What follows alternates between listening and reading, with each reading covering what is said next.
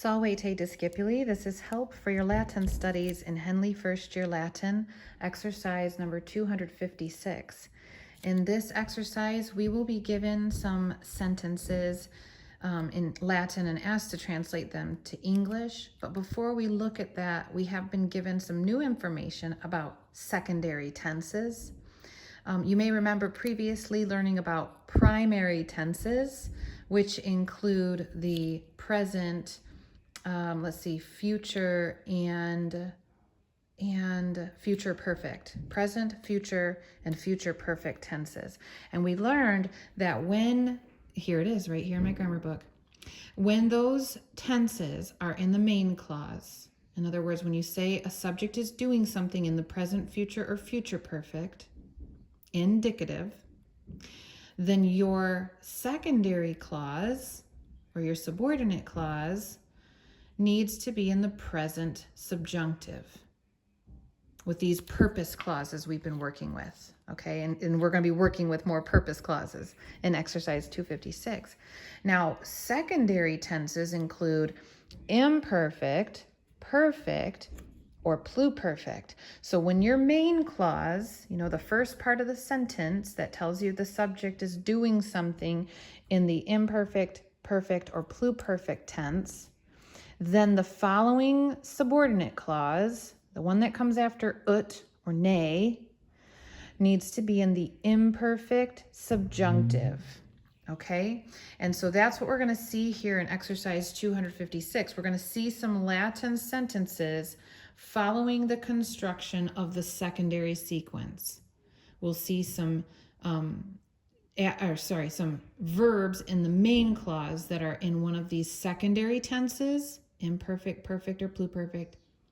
And then we'll see the verb in the subordinate clause coming after ut that will be in the imperfect subjunctive. And so knowing that's going to help us narrow in on how to rightly translate it. We're given some examples also in the reading, and then the rule listed here in bold tells us that purpose clauses are introduced by ut or ne. They use the subjunctive. They use the present subjunctive when the main verb is primary. They use the imperfect subjunctive when the main verb is secondary. And that's exactly what these diagrams are showing us. This is Rule 536 and 537 if you want to have that open for reference. So let's take a look then at exercise 256, where we are asked to translate. Number 1 says, Caesar legiones novas et integras saepe expectavit, ut hostes facile vinceret. Okay, so we have two different clauses. We have the main clause, then ut, and then the subordinate clause. And what we should find is that the verb in the main clause is in one of these tenses because we're working with secondary sequence here, imperfect, perfect, or pluperfect. And the verb in our secondary clause, hostes facile vinceret, should be in imperfect subjunctive form, okay? Let's just translate one clause at a time. So we'll look at the first clause, the main clause, in which our subject is here. It's Caesar, and that is nominative singular, also masculine by natural gender. Legiones is from a third declension noun, legio, legionis, and this ace ending, various is, em, ace, ibis, ace, ibis, could be nominative or accusative. And since we already have a subject and we don't have a conjunction et connecting them, then I think it's safe to assume that this noun is accusative and plural. This is our direct object. Okay, we have an adjective, conjunction, adjective. So I'll just put that here for now, label them. We have an adverb, saepe, we recognize as meaning often. And then we have our verb. And let's go ahead and look at this verb a little bit. We see the T ending. That tells me it's third person singular. We also see that our stem has that AV that indicates it's in the perfect system. So expectawi, expectawis, expectawit, those are perfect tense, which is in the secondary sequence, see, perfect tense, main clause, which would be an ED ending, right? Expecto, expectari, meaning wait or wait for. We would express that in the perfect tense as waited or waited for. So it's perfect tense. And it is active indicative. It is in that normal mood and voice. Okay, the subject is doing the action and it's giving direct information. Okay. And then remember, ut might be translated in a number of ways. We could say that, that he may, or in order to, or to, in order that he may. There's a lot of different ways to express that ut, but it's connecting the main clause to the subordinate clause. So we'll go ahead and include that when we go to connect them. But for now, let's go ahead and do this. So this is saying subject, verb, direct object in English. So we're going to go Caesar.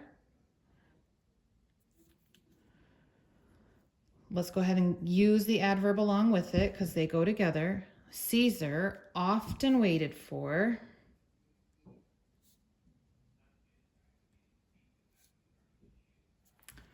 what? Legions, right? Legio, legione, legiones, that means legion. This is plural, it's our direct object. So legions. We also have some adjectives here that are describing the legions. We can figure that out by looking at the endings, right? These endings must agree in gender, number, and case. Okay, so looking at, let's see,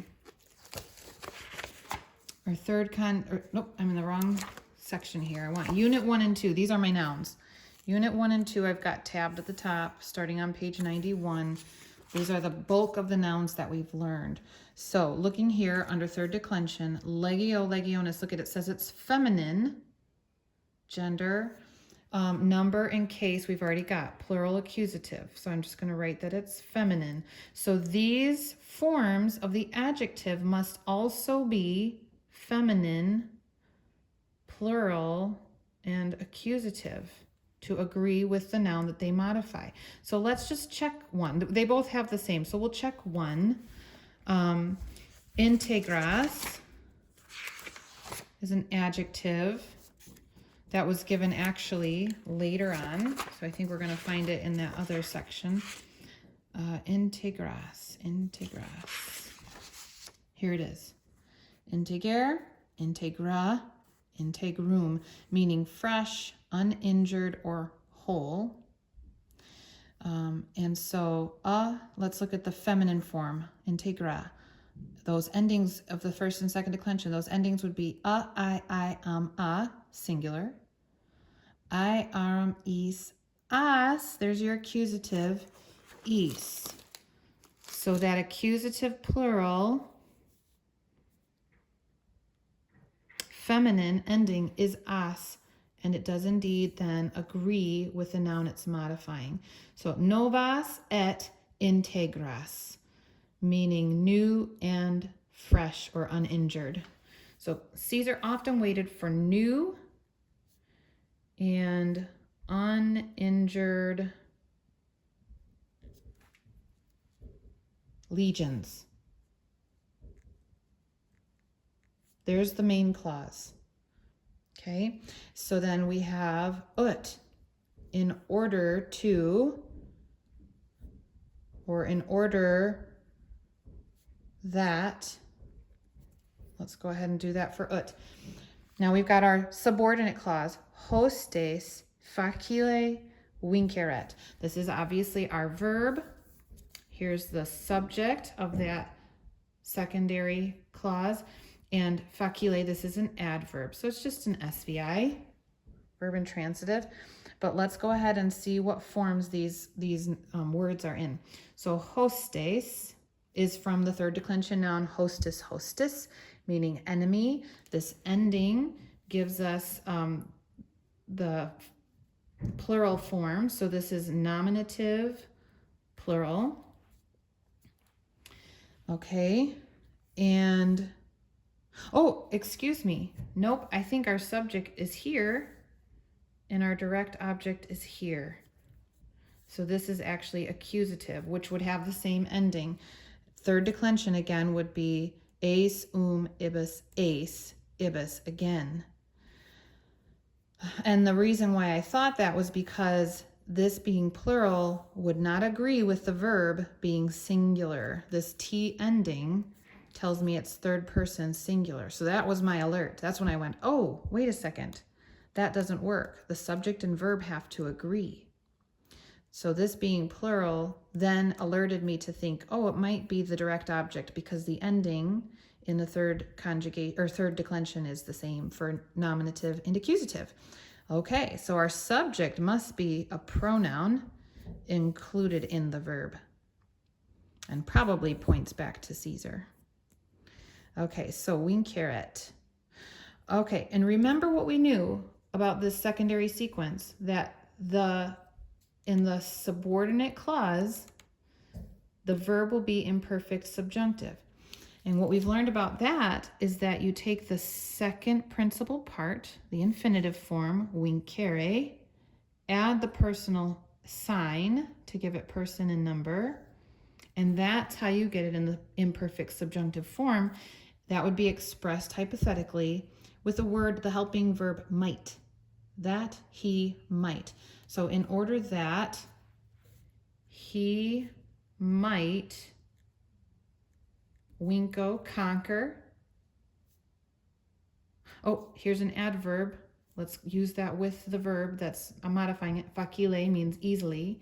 That he might easily conquer hostes, the enemy, direct object. Okay, I hope this has been helpful to you. Have a great day.